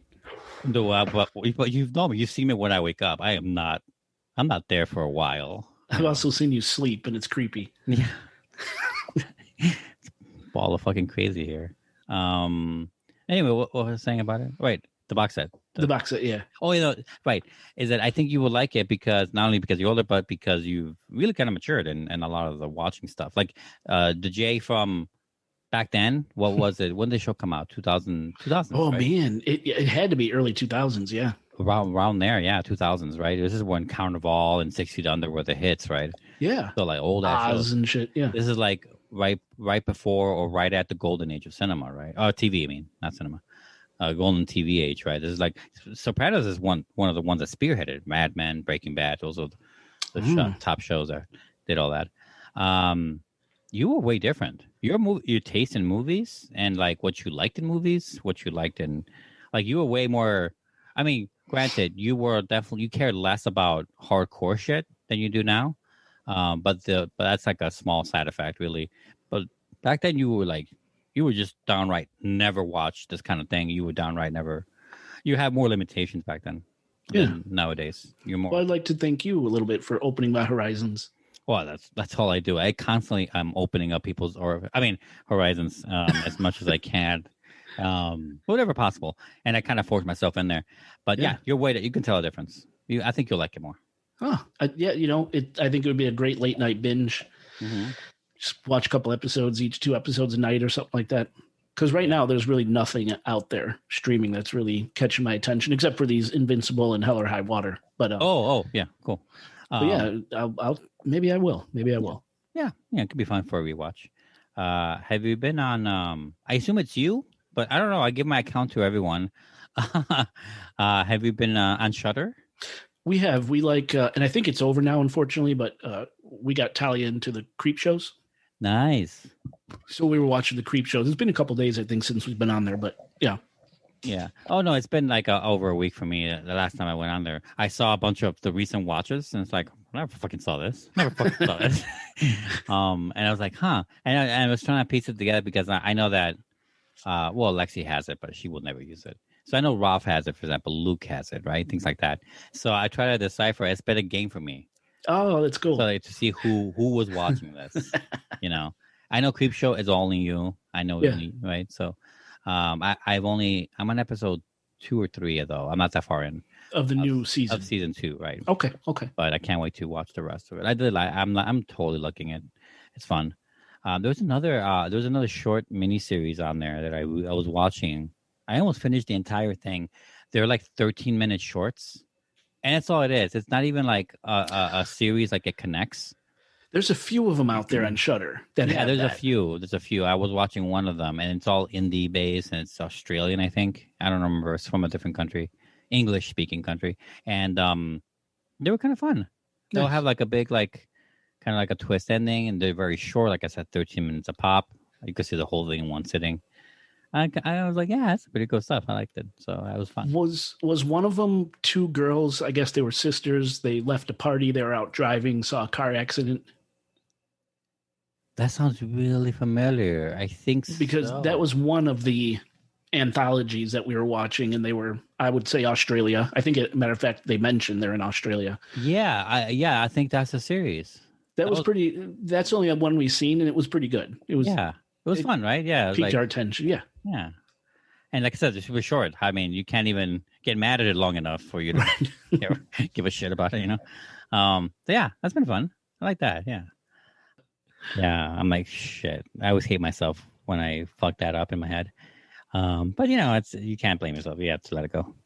Yeah. Well, I'm glad you liked it. I did. I really liked it. I didn't know the guy was so prolific about his writing. Like, I didn't know that. I didn't know how many there were. I didn't know how it was structured. Yeah, and that's what it was. Any of that shit. The structure. So you asked the question, well, what are these centuries about? Is it in like a chronological order? And I thought that as I was talking to you, I was thinking in my head, I could have easily looked up how long it took Nostradamus to write his 942 quatrains. Mm-hmm. Did it take him, in other words, you know, close to, well, what would 10 centuries be? 100 years? No, that can't be then. So that's what I'm saying. It's so weird. I thought maybe for a split second, I thought maybe the quatrains referred to the time period he was writing. Okay, this is the first 10 years that I did. Second, third, but then he wouldn't have been 100. He wasn't 100 years old, so that don't make sense. But it was a good question. Right. Yeah, I guess I'm a little, I mean, it's all part of the deal. I'm a little confused about like just the basic structure of his prophecies. And man, I've never been so curious as to how the sausage was made. I know. Like, what did he read? What did he have? A sextet and a fucking all these devices on the roof of his house. He was constantly looking at stuff. He must have. He was. He must have just constantly at night studying these star constantly charts. Looking at these charts. Like you think of what Lexi does, right? She reads your charts. Oh yeah. It reminds me so much of that. That's one of the points I forgot to mention, but it was amongst your intro and stuff. I didn't want to interrupt you, and I forgot to mention it.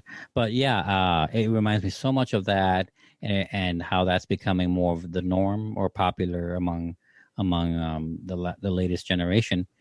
And it's really interesting, and I wonder if this goes hand in hand with this what we talked about before. I think was it last year or the year before that, the Age of Enlightenment, the Aquarius. Oh, the 2012, yeah. Right. It reminds me of that too a little bit.